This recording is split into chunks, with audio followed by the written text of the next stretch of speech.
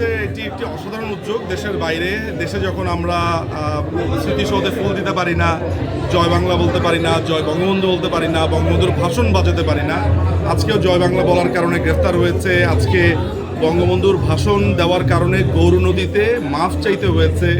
আজকে মাননীয় প্রধানমন্ত্রী শেখ হাসিনার পক্ষে ফুল দিতে গিয়ে স্মৃতিসৌধে গ্রেফতার হতে হয়েছে, যেখানে রাজাকাররা ফুল দিতে গিয়েছে জামাতের।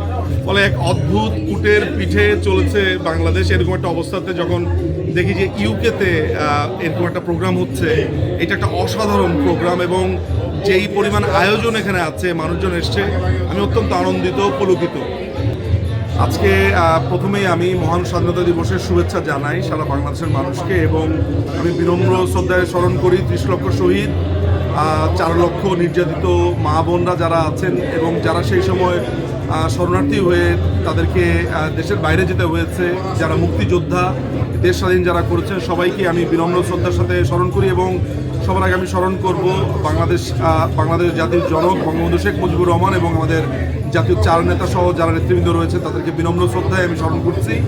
আজকের এই দিনে আমাদের এমন একটা অবস্থা যে আজকে জামাতে ইসলামী আজকে সেমি ক্ষমতাতে, আজকে স্মৃতিসৌধে জামাত আপনার ফুল দিতে গিয়েছে, যে রাজাকার ATM আজহার আজকে দেখেছি ফুল দিতে গেছে। এগুলো আমাদেরকে হজম করতে হচ্ছে, দেখতে হচ্ছে। আমার কাছে মনে হয় যে এই বেঁচে থাকা অবস্থাতে যখন দেখি রাজাকার আলবদররা বলছে যে স্বাধীনতা এনেছি, স্বাধীনতা রাখবো, আজকে শিবিরের মিছিল বের হয়েছে, আমার কাছে মনে হয় এর থেকে নির্যাতনার টর্চার হতে পারে না, মানসিক টর্চার চলছে আমাদের উপরে।